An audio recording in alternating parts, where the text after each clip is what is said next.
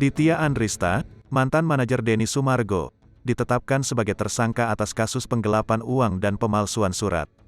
Hal itu juga dibenarkan oleh aktor sekaligus pembawa acara, Denny Sumargo.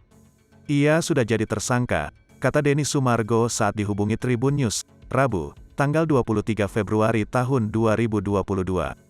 Densus sapaan akrabnya itu menambahkan jika Ditya akan segera mendapatkan jadwal pemeriksaan dari tim penyidik Polda Metro Jaya. Udah pasti ya, diperiksa, nanti penyidik yang menentukan udah pastikan rangkaian alurnya begitu, tutur Densu.